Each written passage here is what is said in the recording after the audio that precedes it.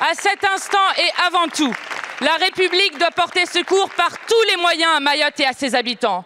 Dans ce contexte, Monsieur le Premier ministre, vous n'auriez pas dû vous rendre à Pau pour conserver un mandat, mais à la réunion de crise de l'Élysée pour assumer votre nouveau rôle. Le mépris est éprouvé d'autant plus rudement quand la souffrance est là. Vous avez eu une petite phrase polémique à laquelle je voudrais répondre. Et c'est extrêmement simple. J'étais à la réunion de crise avec le président de la République. J'y ai participé de la première à la dernière minute. Simplement, j'y ai participé par visio, comme le ministre de l'Intérieur y a participé par visio depuis l'île de la Réunion. Parce que je suis obligé de vous dire que Pau, c'est en France. Si j'étais allé présider, si j'étais allé au conseil municipal, il y avait hier soir à peu près dans toutes les communes de France des conseils municipaux pour voter le budget. Si j'avais été dans une mairie du 7e arrondissement ou la mairie de Neuilly, vous auriez considéré, madame, que c'était très bien. Permettez-moi, excusez-moi, permettez-moi de vous dire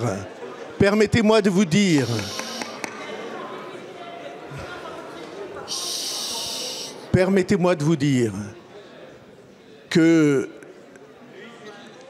il y a une rupture que peut-être vous ne sentez pas entre la vie de la province et le cercle des pouvoirs à Paris. C'est pas Madame, ce n'est pas la peine de crier.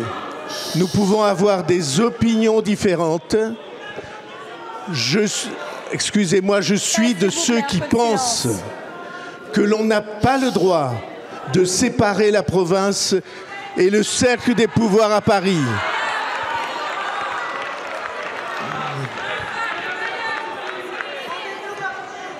Vous pouvez vous égosiller.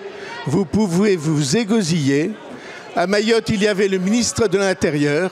C'est le président de la République qui dirigeait la réunion de crise et j'y participais. Et donc, j'ai présidé le conseil municipal de ma ville de 19h à 23h. Je considère que, ce faisant, j'étais aussi à ma place de citoyen.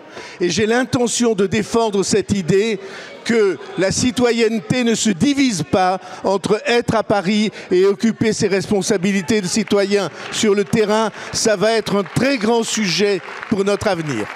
Je le dis sans esprit de polémique, mais avec gravité, votre place n'était pas à Pau. L'urgence n'était pas au retour du cumul des mandats, mais aux inquiétudes des Françaises et des Français, et d'abord des Mahorais. Je vous adresse à cet instant une forme d'avertissement républicain solennel.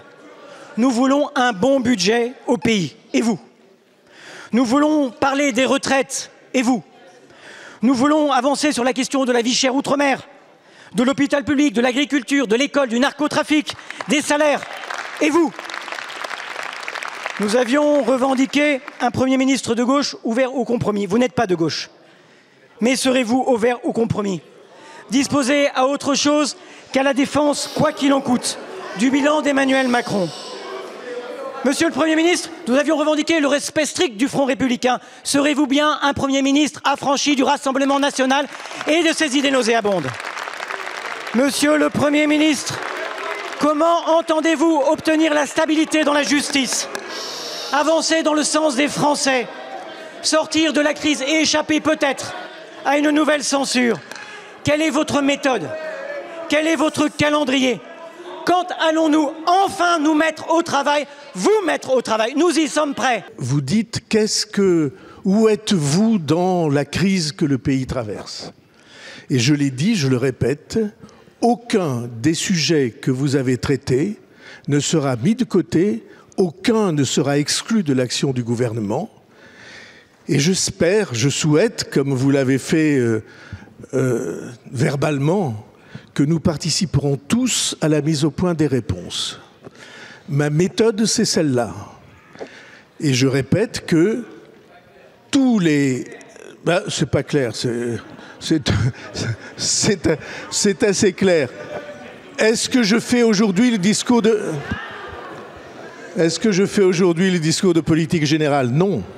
J'ai l'intention de proposer au président de la République de former le gouvernement, ce que j'espère nous ferons dans les jours qui viennent. Peut-être je sais, pas seulement j'espère. Nous ferons dans les jours qui viennent. Et à ce moment-là, il y aura naturellement le débat à l'Assemblée et le discours de politique générale.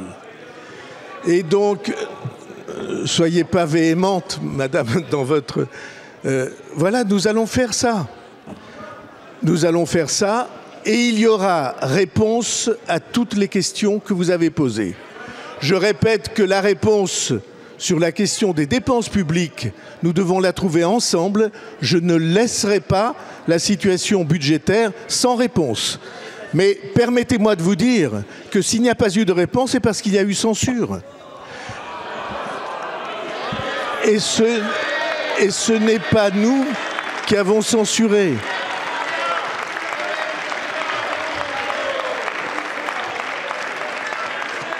Vous avez raison de dire en effet que la censure n'a été acquise que parce qu'il y a eu des votes qui se sont additionnés sur les bancs des uns et sur les bancs des autres.